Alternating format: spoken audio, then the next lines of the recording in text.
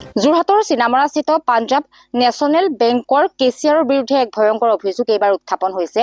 Cashier Pallav ভূঞাই জিতেন কুৰ্মী নামৰ এজন অস্থায়ী কৰ্মচাৰীক বেংকটোৰে এজন অস্থায়ী কৰ্মচাৰীক বেংকৰ ভিতৰতে প্ৰহাৰ কৰাৰ অভিযোগ উত্থাপন হৈছে আৰু পৰৱৰ্তী সময়ত জিতেন কুৰ্মীয়ে চিনামৰা আৰক্ষী চকীত এজাহাৰ দাখিল কৰিলে। এই সন্দৰ্ভত আমি ND24ত বাতৰি সম্প্ৰচাৰ কৰিছিলো আৰু মই বৰ্তমান উপস্থিত আছোহি জিতেন কুৰ্মীৰ বাসগৃহত। পত্নীৰ পৰা কিছু কথা পাতিম।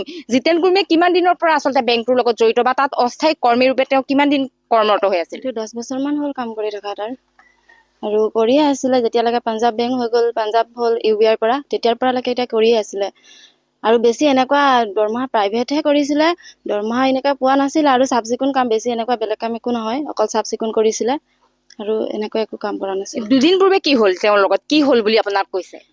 দুদিন পূৰ্বে মানে তেওঁলোকে পইচা বিচাৰিছিলে বোলে, আগত কি হৈছিলে আমিতো গম নাপাওঁ। তাৰপিছত পইচা বিচাৰিছিলে, পইচা দিব নোৱাৰাৰ কাৰণে ইয়াক কৈছে। পইচা কোনে বিচাৰিছিলে? পল্লৱ ভূঞাই বিচাৰিছিলে, পইচা দিব নোৱাৰাৰ কাৰণে। তেওঁ কোন হয়?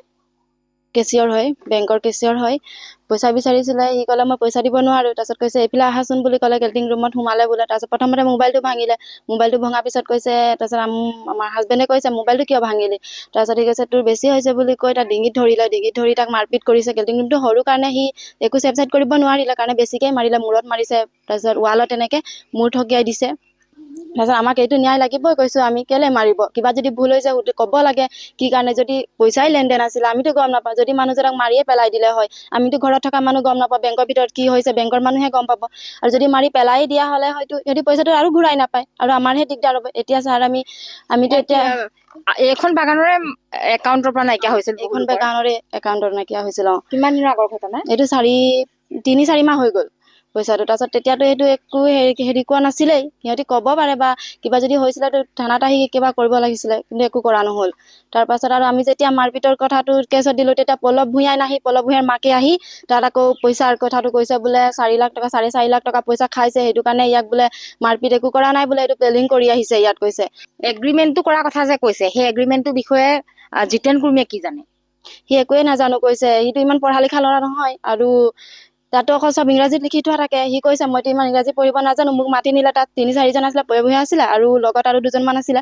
তাৰপাছত কৈছে 4 লাখ টকা লৈছো বোলে, আমাৰ হাকিচান হলেই হ'ব বুলি ক'লে। হয়, এই সন্দৰ্ভত আৰু কিছু মন্তব্য ল'ম, যিহেতু আচাৰ কৰ্মকৰ্তা আছে, সংগঠনৰ কৰ্মকৰ্তা আছে, মই তেওঁৰ পৰা কিছু মন্তব্য ল'ম।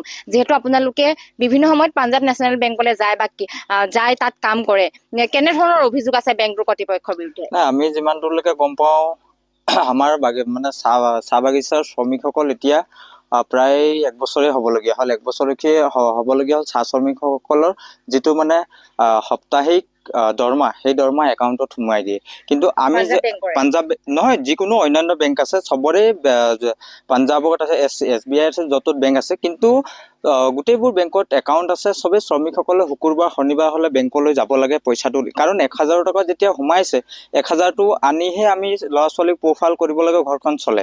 তেনে ক্ষেত্ৰতে চিনামৰাৰ যিখন পাঞ্জাৱ নেশ্যনেল বেংক আছে, তাত আমাৰ শ্ৰমিকসকলে গ'লে মানে তেওঁলোকৰ যিসকল কৰ্মচাৰী আছে তেওঁলোক মানে দুৰ্ব্যৱহাৰ কৰে শ্ৰমিকসকলক, মানে মই মতালিত কাম কৰি আছে তেওঁলোক। শ্ৰমিকসকলে গ'লে 1000 টকা পইচা, এই তোমালোক বোলে 1000 টকাৰ কাৰণে বোলে বাৰে বাৰে আহি থকা, বাৰে বাৰে আহি ইয়াত পইচাৰ কাৰণে হুলস্থুল কৰে, মানে আৰু শুকুৰবাৰ শনিবাৰ যিকোনো এদিন ছুটি দিয়ে। তো আমাৰ শ্ৰমিক আছে 700, 800, 1000লৈকে শ্ৰমিক আছে।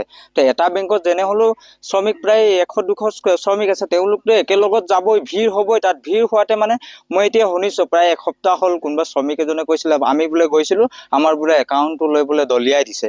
সেইবোৰ মানে গৰিহণাযোগ্য আৰু গৰিহণা দিব লাগিব এইবোৰ ক্ষেত্ৰত। আৰু এই যোৱা কেইদিনমান আগত যিটো ঘটনা হৈছে চিনামৰাৰ পাঞ্জাৱ নেশ্যনেল বেংকত, আমাৰ মূৰমূৰীয়া 27 নম্বৰ জিতেন কুৰ্মীৰ লগত যিটো ঘটনা সংঘটিত হৈছে, এইটো একেবাৰে গৰিহণাযোগ্য।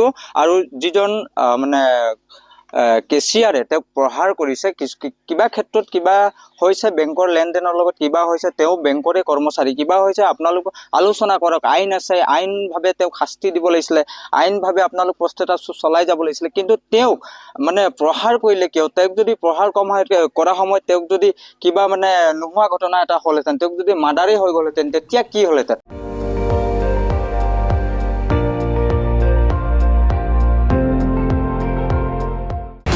আপুনি চাই আছে ND24, সৰ্বশ্ৰেষ্ঠ নহয়, সৰ্বোত্তমৰ দৌৰ।